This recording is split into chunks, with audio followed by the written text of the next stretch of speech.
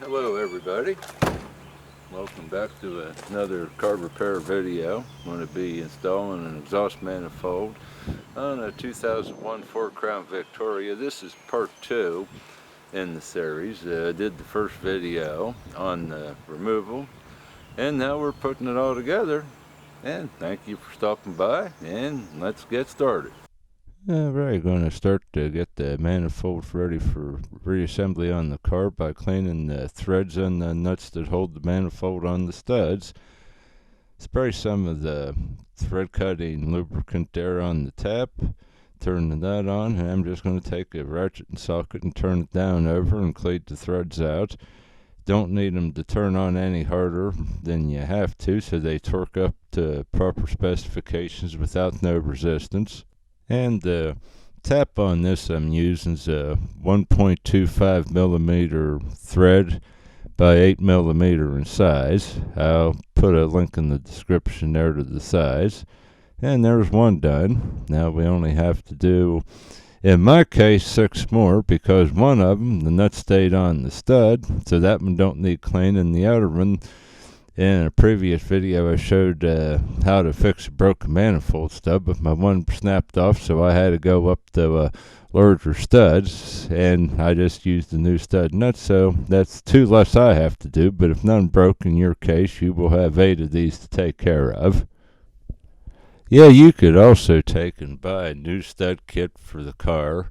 I personally felt I just didn't want to, because the studs were in the head, other than the one that broke off. I didn't want to try to turn the studs out, because I know I would have broke more than just one. And another reason I'm cleaning these up and doing it is just the fact that it's sort of dumb to buy a whole kit just for new nuts.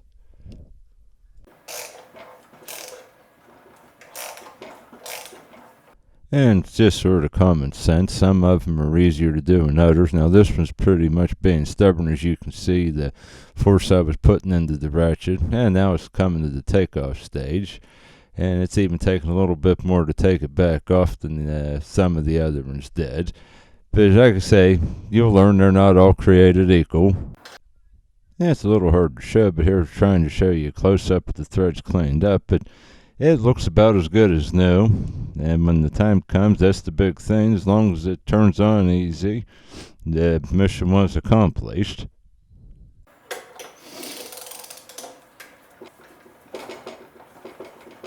Alrighty, now here's one that's not going as bad. I'm just turning the ratchet around, and off is coming, and there I'm turning it off with fingers. Now that one wasn't.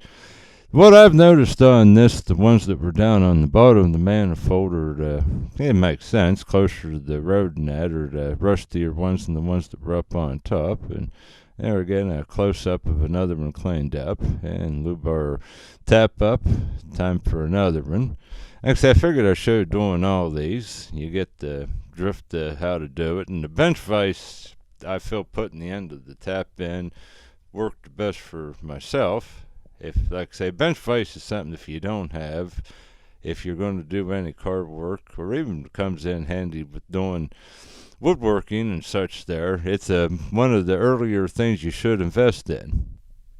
Alrighty, we're getting down the hill. There's only another one to go, and like I say, since I only had 6 to do, and then we'll be able to go do the next step.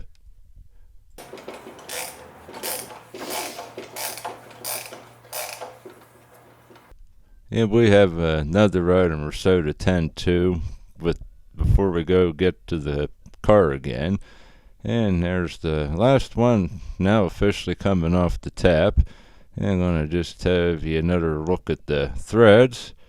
I say they're don't hard to see, but you could probably pause the video and get a good look. Okay, I never got the manifold clamped in the bench vise. Alright, with the manifold clamped in, I'm going to take the EGR tube adapter that I had to buy a new one. I did get the old one out of the original manifold, but the threads were destroyed, and I'm coating it with some anti-seize, although I really doubt I'm going to ever need it again. And we're just going to tighten that in, and in my case, a 1-inch socket, and using a 1/2-inch drive ratchet. New studs that hold the converter up on the manifold. Well, in my case, the converters. If you had a single exhaust car, it would be the crossover pipe with the converters built in. And using the 7mm open end wrench, you can turn those right in. They're made to cut threads so they don't vibrate back out. They turn in easy for a while, but the last little bit you got to take and needs a little bit more effort.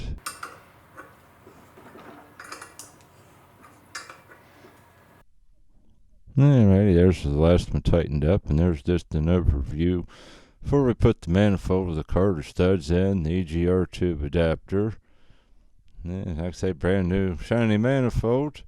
And now we're going to clean the studs on the car using the die.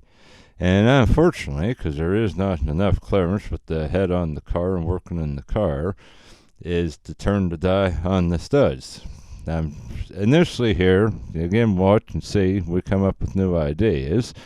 I tried just using vice grips, and then I'm spraying some just rust penetrant, and then back to the vice grips again. It's going, but it's just a little turn at a time. Yeah, unfortunately on the car you can't actually use the T-handle tool that comes with the tap and die set because there's not enough room to swing it around. But we do get an idea, as I mentioned, but here we're turning, and then it's tightened up. We're going for a bigger pair of vice grips, which finally we get it turned on. And luckily, once you get it turned on and the threads cut, it don't come off near as hard as it turns on. And we're working it back off, and now it should just be finger tight, but no such luck. We're going to take and use the part of the tap and die set that you put the handles in, but minus the handles, and tighten it up. This helps some. It's sort of like you can work it with your thumb and fingers and spin it around. And this is going to be the basic setup on the other 6 of them in my case. 5 of them. I have 6 total, but did one now that I'm going to use to clean the threads up. Yeah, that's something now. It's coming back off pretty easy, like it should, if you were successful. And there you can get a look at the cleaned up threads. Looks pretty much as good as new. And with the nuts we cleaned earlier, now we're going to go clean another one.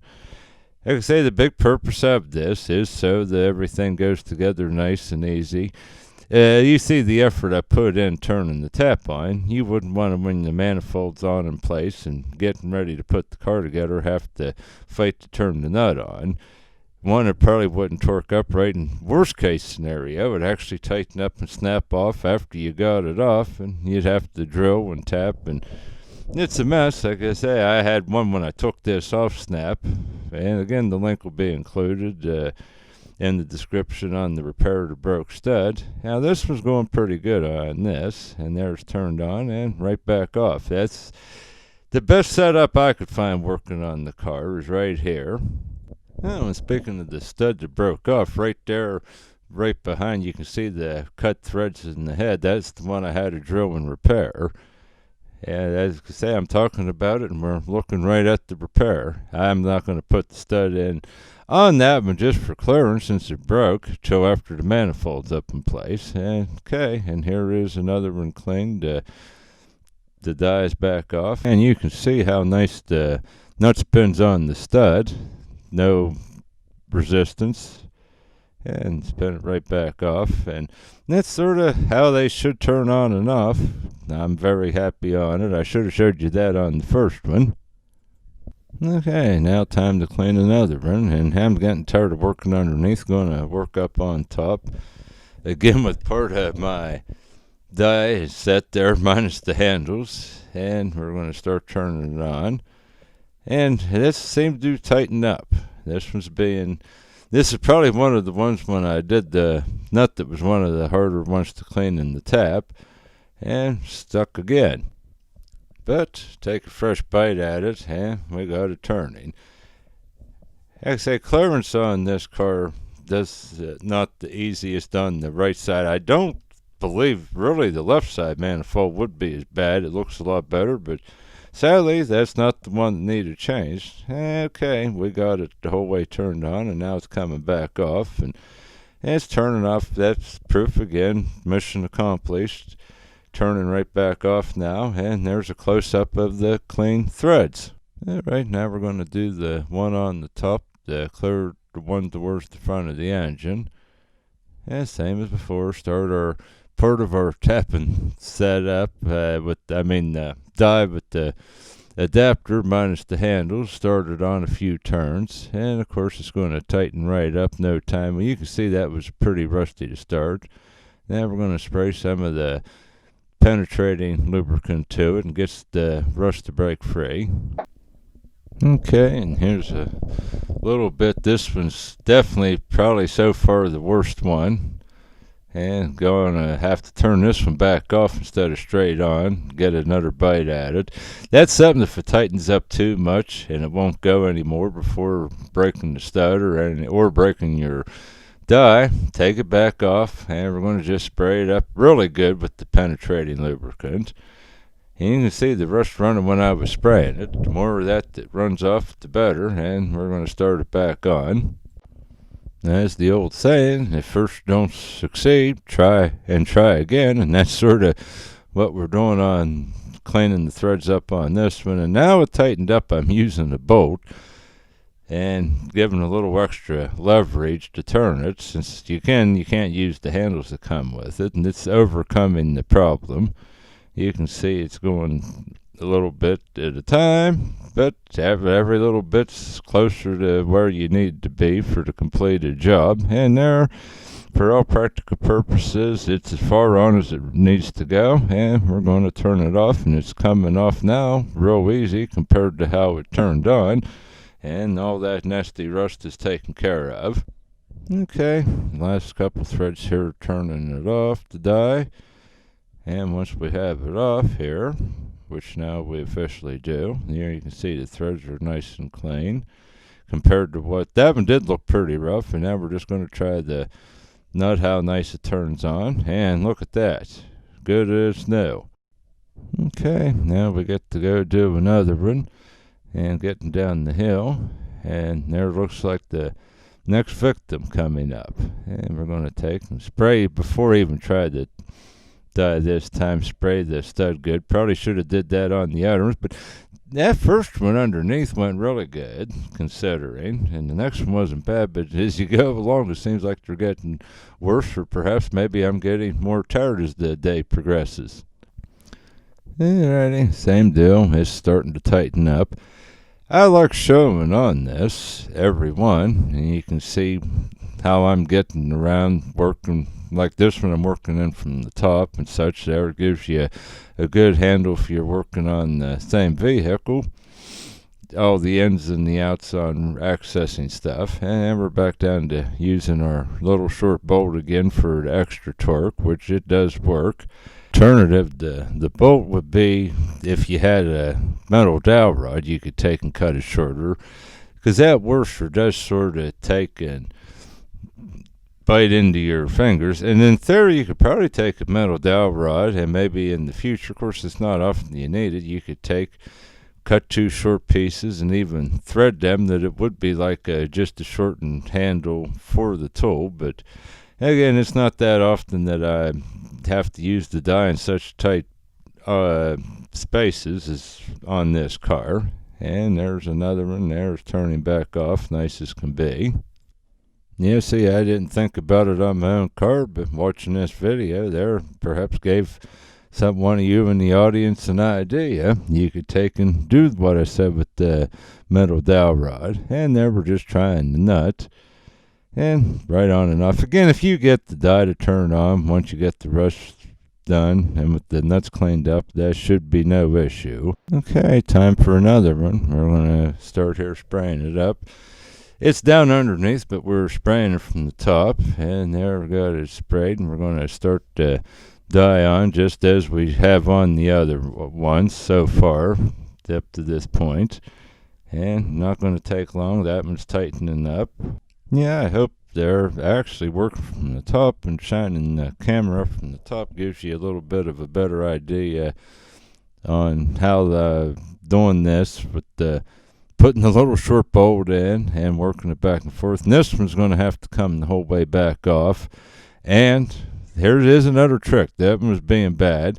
I'm taking the wire brush now and getting some of the brush there, working it loose as much as I possibly can, and then we're going to go back on with the dye again. Yeah, perhaps even, and that's like I say, also you can watch the video, learn from me, and learn from my mistakes. Perhaps actually the wire brush going over all of them perhaps isn't a bad idea at first, but that's up to you. And then we're going to have to spray this one again. And you can see we're spraying from the top. The camera's picking up on it down below, and I'm going to turn some more. And it's definitely, you can see, turning extremely difficult, even using the bolt in it for the extra leverage. But finally, we got it, and it's starting to come back off. And it seems I saved the worst one for last. In my case, this is my last one, since I only needed to do 6 total. With the one, again, the stud broke that I'm going to be putting the new stud in, and the one, the nut turned out with the stud. But yeah, this was definitely the worst of all of them. And again, saved the worst for the last one. It seems to be how life goes, and now we're just going to take and try the nut again. Again, this shouldn't be really a problem if you clean the nuts up and the stud, and right on and off it does its thing. Which leads us to one more preliminary step before actually putting the manifold back on the car, and that's cleaning up the gasket mating surface there on the cylinder head. And I'm going to start with just wiping it down with some wax and grease tar remover and get the rough off of it and soften it up, and then we're going to take and dry it with another rag. It probably isn't necessary at this stage, the drying step, but I like to do it, and it does again seem to soften the old gasket material off, although very little did seem to stick to it. Now we're going to just take a scraper and scrape some of the rough loose. And here you can see a close-up. The clear back I had already cleaned it pretty good and sanded, and you can see this one where I'm scraping now hasn't been cleaned, but like I say, most of the gasket in my case did stick on the exhaust manifold, which since I'm replacing it with a new one, that's not a problem. I'm still going to take now and work around these studs, which is a really sort of a pain, and like I say, just touch it up more. But that was sort of, I wanted to show you like the before and after look. And as far as sandpaper, I usually use between 80 to about 120 grit. And what I do some body work on cars and woodworking. I always save the discs from the sander and recycle them for doing gaskets. When you're changing them for that, they still have, for this purpose, you can still get some more use out of your pieces of sandpaper. Alright, we're soon going to be able to progress here to the front part of it. And unfortunately, I couldn't access it there. I'm working from down underneath the car doing it. And I'm going to take and wipe the down again with the grease remover and get rid of the residue. Yes, being able to work on top would have been nice on standing instead of down under the car, but make do with however you can do it. And now I'm going to just take and touch it up a little bit. Yeah, say you can't really go overkill on it with the 80 to 120 grit and just hand sanding. And now I'm satisfied, that one's good. And we're going to clean this one up after again we scraped earlier. Now we're going to start the sanding motion, and you can see it's coming off real easy, no big problem on it.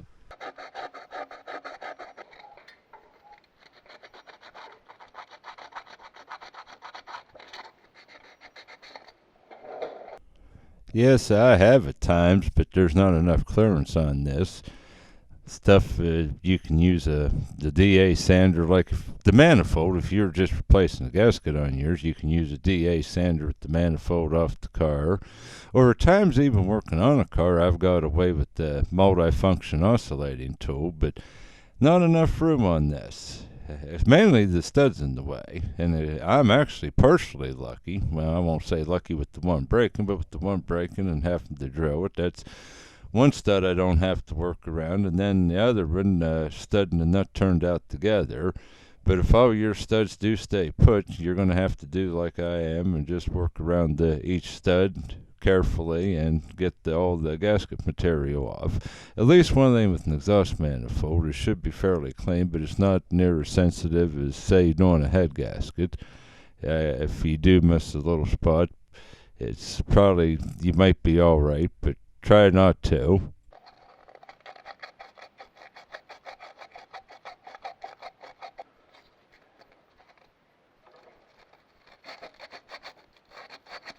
And you can see, working around the studs, like wrap the sandpaper around and just use like a corner of it, it'll get in or around the tighter edges. And now we're going to move up next one towards the front of the car, and we're going to start with the scraper again, get the most of it off with the scraper.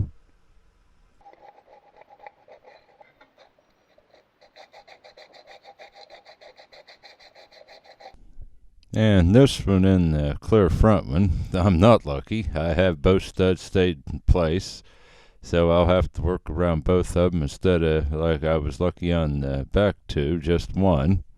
Yes, gasket cleaning is a necessity in car work, but you actually, a lot of times, I think spend just as much time cleaning a gasket as the actual job. Especially, I haven't done it in a long time, if you're overhauling a whole engine or something.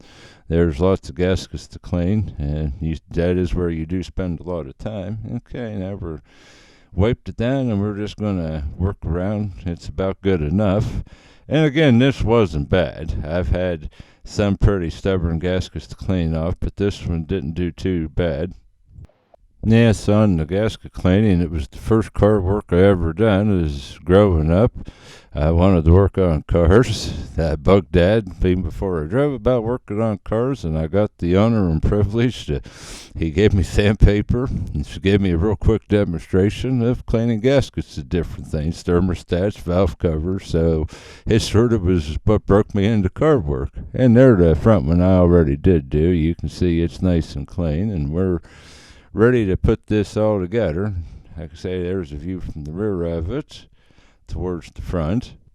And here's just a couple more. Again, this is sort of the results you're looking for. It's probably overkill, but I'd sooner be safe and sorry. And like I say, this was not any real fun to do. Of course, I'll admit, since it's just been apart, you shouldn't have as much trouble, but I still just as soon not and say I did. And there's one last view of it. And now we're going to get the gasket ready for installation. And first step on getting the gasket, I always use this copper coat. It's a good sealant there. I'm going to spray both sides of the gasket. And I'm using the box the manifold came in here to coat the gasket on. And you can see just nice light even coats. It's not a big thing, not hard to work with. And once it tacks up a little bit, which is pretty quick, then we're going to take it and turn it around, and I'm going to get the other side. I'm just going to hold it because I don't want it to stick to the cardboard box and get pieces of cardboard stuck. And now we're going to slide the gasket up into the car on the studs.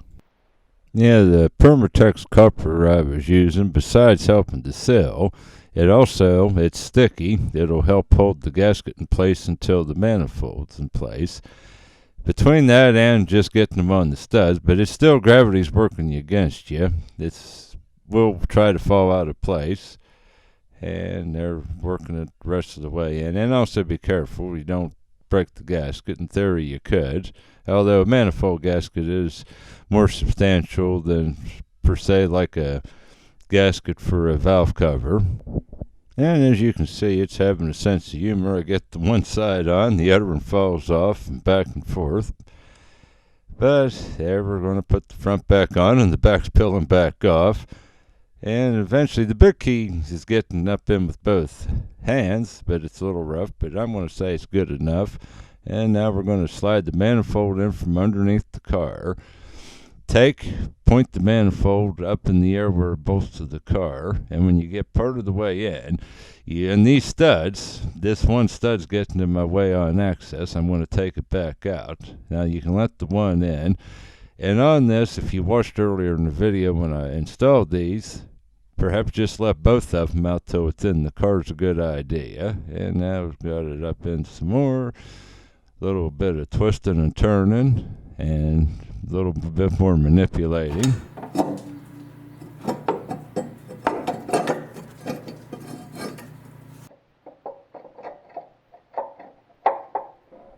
It didn't seem promising for a while, but as we went along and kept just working with it, it does go back on the studs, and we're almost there.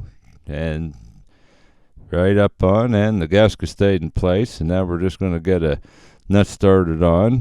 Whichever one you can get started on, try to have a nut ready and to go. And this is back down to earlier, cleaning the studs and the threads up so it turns on easy.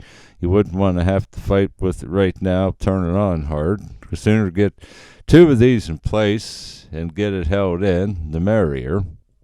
Yeah, just in my case, worked out the one there, the second one in from the front and the bottom. I found was the easiest to get the first one on. Never going to put one on the top straight up from it. And that'll, like I say, then we can just start the rest on. It's not going any place now at this point with the two nuts holding it. And anyhow, it's just a matter of simply starting the rest of them on. In my case, like I say, I'm going to end up with the one that broke, one oddball stud. And I also had the one that turned out nut plus the stud, but we'll turn that in. And we're going to take it, don't matter what order you turn them on by hand. Yeah, just as long as the final torque you do in order. Like I say, I'm not worried about till the final torque when I'm using the torque wrench, doing them in order. Just now I'm just going to go around and tighten them up with the ratchet. They're fairly tight. Like I say, the final torque is not real ridiculous on them. Just sort of use some common sense and tighten them up. Yeah, due to the closeness to the work area, the torque wrench, I just use it the whole way along, but it's big and clumsy, and this is not a lot of room to start with. And now we're going to tighten one down. This is the second one in from the back underneath, or you could say the third one from the front. And we're going to snug that one up. This one isn't, like I say, then we're going to get the second one in from the front. Like I say, I'm going to include a diagram on the tightening sequence right before I go into tightening with the torque wrench. And on the torque wrench, which you'll see upcoming, there is one that there is no way, I tried everything possible, that you're just not going to tighten with the torque wrench, but you'll see that later in the video. And there's a second one in from the front. We're snugging that up, getting it tightened in. And they get the final torque 15 to 22 foot-pounds, so they're not real tight. And we're back up on top, the one towards the front. I had mentioned in the disassembly, taking the manifold off the first video I did on this, that as far as the Chilton shop manual claims, that you have to jack the motor up off the mounts and everything to do this. This is probably why they're telling you it, but it can be done with it in place, and it sure was a lot less work. And besides that, I didn't want to discharge the air conditioning and everything that was required to do how they wanted you to do it. So we're doing it and getting the job done without all the extra work. Okay, another one here to tighten. This is the one that came out with the stud with the nut attached, but that's fine. It'll turn back in the same way it came out. Not worrying about getting the nut off the stud. It'll work just fine. And now we're getting here right to the point we're going to have to use the torque wrench. Alright, and as promised, here's the manifold torque tightening sequence. You can pause the video at this spot, and it should answer all your questions. And here we go with the torque wrench. And how conveniently I just mentioned about the one that the torque wrench under no means will work. Well, it just happens to be this one right here. Like I say, you can try all angles. Go in any which way you want to, and you can get on it, but there's no room to turn. I tried different ways, and finally just going to give in and tighten it with the ratchet. Now the other 7 you can do with the torque wrench. Oh, and by the way, I'm sure you figured this out. That is the number 1 in the final tightening sequence, the first one that needs tightened. Now the next one, we get the work back up on top again. And it is the second one back. And again, torque wrench is no problem. This is probably about the easiest one to get to on the whole car. And now you can hear the torque wrench, the click style. It clicked. And now the next one in the sequence is the third one back on the top. And then we're going to move back underneath, and it's the second one in, and from the front of the car, and that's the next one that gets torqued. And now the front one up on top, I'm going to torque that one. As you can see on any of them, most of them, except for that second one in on the top, there's not a lot of clearance, but torque wrench is working. But that's one reason I didn't show more, like I say, in detail on it. It was just sort of hard to get the camera in the show. I did as good as I could with everything I have. Yeah, I do have an inspection camera that makes video, but it's very poor quality video. Would probably get in better, but the video quality is so grainy and scratchy. I'll stick with my little action camera I use in these tight spots. I think you as the viewer would be happier than what you see out of that with me explaining in between. And now we're tightening the one clear on the back. That's the one I had to use the different stud nut on where I drilled. And finally, here we are to the last one, back down underneath the car, and get that tightened up. And you see I'm using the wobble extension on that one. That's the only way I could get the torque wrench in. Alrighty, now we're going to put the starter on from underneath, shove it up in place, and get the bottom bolt started in. It's the easiest to get to. And then we're going to take and manipulate one second one in from the top. The bottom one's the easiest, the next one up's not easy, and the other one, the clear one up around, is very difficult to access. And there is again 3 that holds the starter on the car. Okay, now with 2 started in, I'm going to worry about the real difficult one in a little bit. I'm going to turn the bottom one in a few more threads, and then we're going to take here and go ahead and tighten the one in the middle up so I'm going to get some tension off of it with the ratcheting wrench that swivels into a 90-degree angle till it's tight. Actually, I'll have to do the final tightening with something else. You can't get the best torque, but this is getting the majority of it tightened up with less effort there than otherwise would be required. Alrighty, that's pretty much as tight as you're going to get it with that setup. Now I'm going to take and tighten the bottom one, which says you can just use a socket and a 3/8 drive ratchet. I'm using the deep socket and snug that up. And then, like I say, we're going to save the extremely difficult one on the top for the very end. Okay, here we go. Turning it in first just with thumb and index finger as far as you can. Like I say, you got to reach up over the starter. Between the starter and the frame of the car, it's not the best clearance, and it is actually going in pretty good. And then here's the contraption. I showed this in the removal, but 10mm socket, deep one, and like I say, here we're going to tighten it up. But along with the 10mm socket, I'm using 2 little short extensions, one that's the wobble extension and one that's the regular in the ratchet, and that gets you your access that you can turn it into place. And as you can see with tightening the starter bolts, I use the same setup on the middle one and the top. It'll work on both. Okay, now it's time to put the starter wires back on. And on the starter wires, at least in my case, I'm going to use extra care because I had trouble getting them off with corrosion. I almost broke the studs off, but I didn't. And they don't take much to break, and I'm just going to tighten them both on using a wrench. I just feel I have a better feeling and less chance of any mishaps because I don't want to buy a solenoid or a starter for this. Like I say, I have enough money right now wrapped up in just the exhaust manifold. So if less is going to work out better for myself, and it's going, and we're going to get it successfully all tightened up, and then we can go proceed on the reassembly. Okay, now it's time for the air conditioning compressor, and there is a dowel rod in the compressor and another one, and these 2 dowel rods line up with holes in the motor block they rest in to help hold it in place before the bolts are in. And we're going to take and lift it up, work around the transmission cooler lines, and again some manipulating, twisting and turning until we get it into place.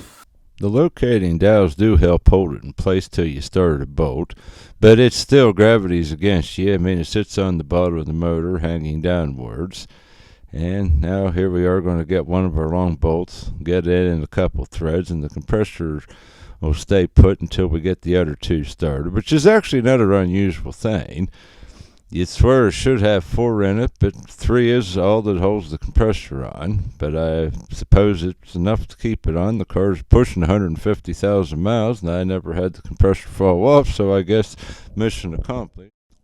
And as with the starter, try to turn the bolts in on the compressor as far as you can by thumb and index finger till it holds in place. It's less tightening with the wrench. And now we're reaching up in to get the one on the top of the starter. And then we can take and tighten them all up and get the compressor firmly held back into place. Yeah, this compressor is not the lightest, but it's sure light compared to the old cars, like back in the 70s, and the compressor. So I guess shouldn't complain. Okay, now we're tightening them up, and these aren't too bad to get to. Just using extension and socket on the one, and the other I'm just using the deep socket and snug them up. I'm not worried about exact torque. I do believe it's like the Manifold, though. It's roughly around 20 foot-pounds if you are technical about it, but I'm just going to tighten them up good and snug, not nothing crazy, and using the 3/8 drive ratchet, and it'll be just fine, and it'll be good for another 150,000 miles, I hope, till it has to come off the car. Okay, finished tightening these up. Like I say, the one I used the extension and the deep socket. The other one I just used the deep socket. And on the final one, I'm just going to use the short socket and tighten it up. It's not enough clearance. You see I started in with the long one, and now we're back to just the shallow socket, and tighten that up. And there's going to be one last little small order of business while we're under here yet at this spot, is hook up the crankshaft position sensor, and matter of simply plugging the wire back in. Now it is time to put the converter back on. But before doing that, we have to get the converter ready to go back underneath the car. And what I mean by getting the converter ready is cleaning where it bolts up to the H-pipe underneath the car, get the remains of the gasket and the scales loose. And first started with the hammer, and then I'm going to use my handy air needle scaler tool. And it works by air, compressed air. And you can see it's knocking the flakes of rust loose real nice and easy. Yeah, I'll be sure to include in the description a link to where you can buy that. I bought it off Amazon, and now just going to sand it real quick with the little palm sander, and that's as good as you need. It's ready to clean, and now we're going to do the same thing on the H-pipe. Again, that's under the car. It's not off, but I thought it was crazy as far as the other, since it was off the car, not to do it before going back under.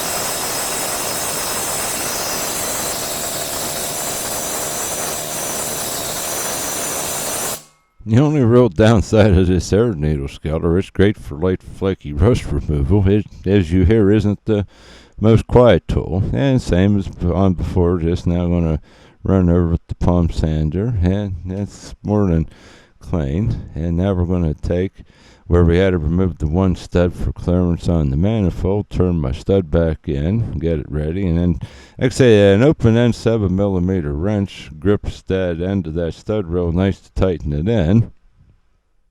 Okay, now the moment of truth is putting the converter back up on, and line it up with the motor there, most importantly, and back at the exhaust. Sort of, you gotta work back and forth, and I'm going to start a bolt in at the flange where it bolts to the H-pipe and hold it in place, and then I'm going to turn the nut on the one, and then after I get that, then I can start the nuts up on the manifold itself, get them on finger tight, and then from there we can get it all positioned correctly and tightened into place. Yeah, it's not the world's easiest to put on. Perhaps if you had room and a second set of hands, somebody would hold it towards the back and work at the front. But as you can see, you can do it. One person there can handle it. Just like I say, got to keep working it till you get it in place. And the big thing is get the bolts in place temporarily that it holds. And now we can put our gasket in. And same deal, I'm going to spray the copper sealant on both sides of the flange gasket before installing it. It does help seal on everything. I'm a big fan of this product. I've used it for years. Yeah, you can buy the copper spray gasket stuff at any parts store. Again, they're not paying me one thing to say this, but I am very happy with the product. Now I'm going to take our bolts back out since it's holding up at the motor, slip the gasket in, and put our bolt back in. And then this time I'm putting the lock washer plus the nut on it. Like I say, the first time, since I knew how to come back out to put the gasket, I wasn't worried about the lock washer along with it at the same time.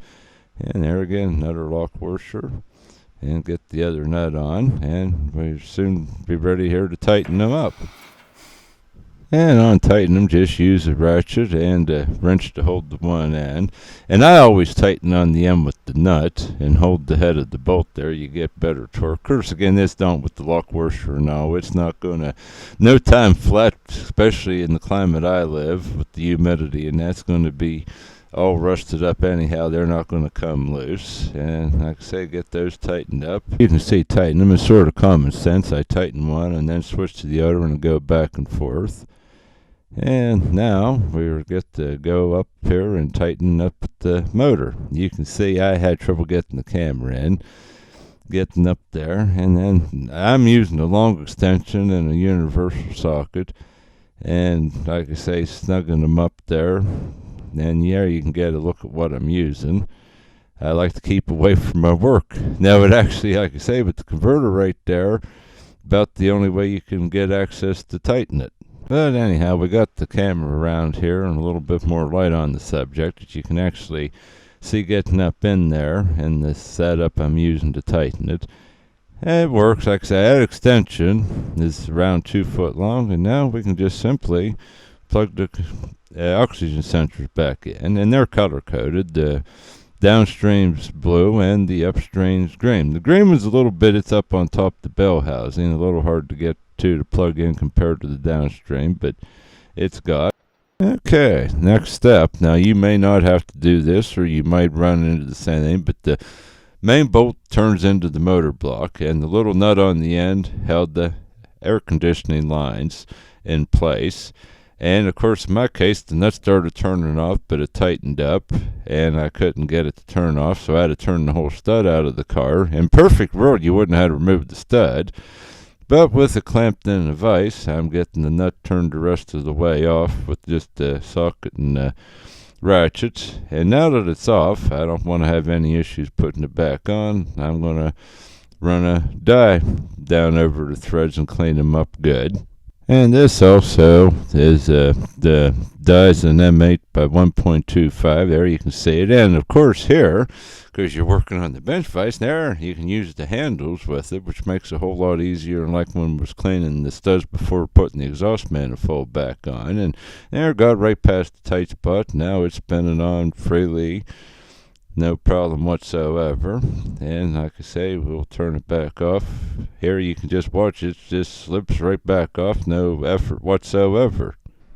Yeah, this tap and die set, I have all sizes. They're most common. I bought at Harbor Freight. I'll again put a link in the description. There you can see the cleaned up threads. And now one good turn deserves another. I'm going to clean the nut up with the tap. And there again, you can use the T-handle working on the bench vise and start turning it in. Yeah, it's starting to resist there. Right there's the spot, but don't take long to get past it. Yeah, the tap and die set on top of everything else, it's just nice to be able to have your stuff go back together way easier by using it. And it saves a lot of, since I've owned it, a lot of strip bolts and nuts. And there you can see it's hard to focus in with the camera, but the threads are clean. And look from the other side of it. And now we'll try putting it on the end of the stud before putting it on the car, and you can see it effortlessly just spins right on.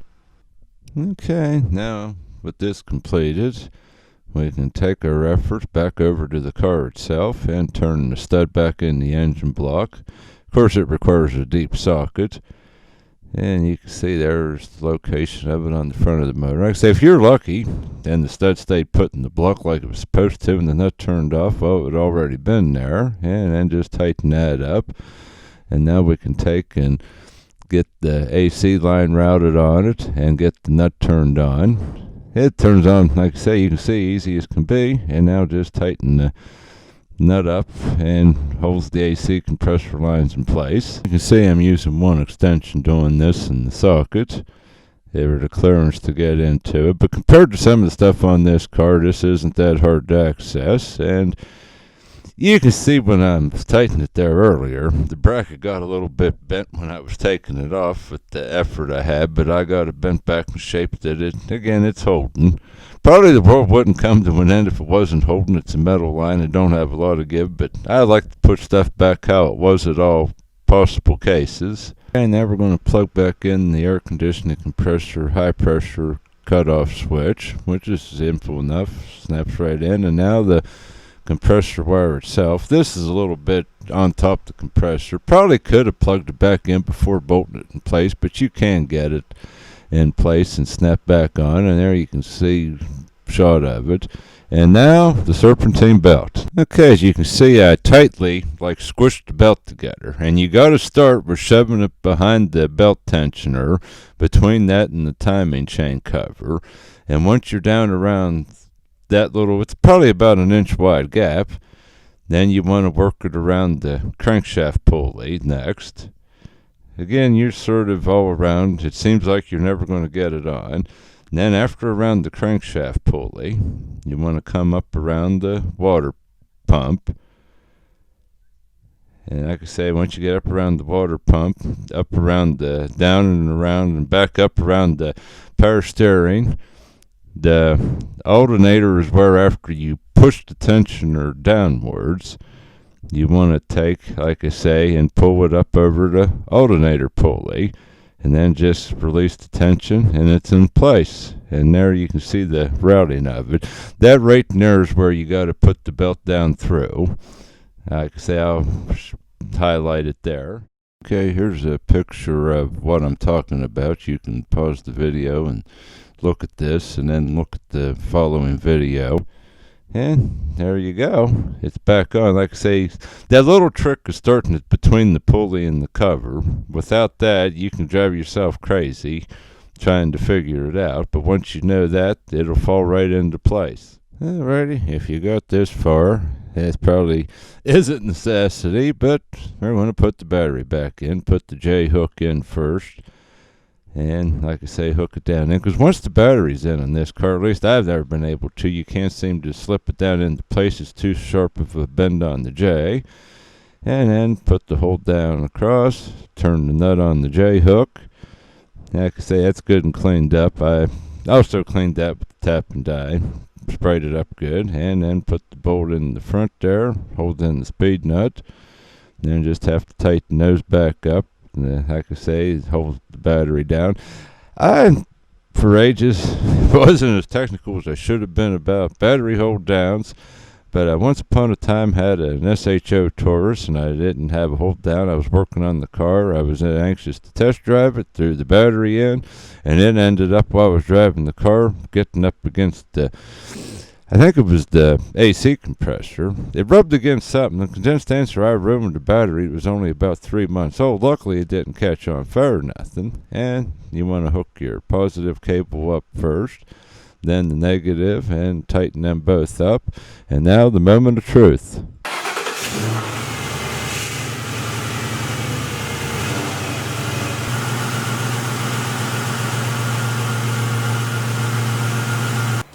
It's been a pleasure having you drop by, view the video. Be sure to let any comments below, like, subscribe. Again, every little bit of helps there. And we'll see you next time around. Goodbye, one and all.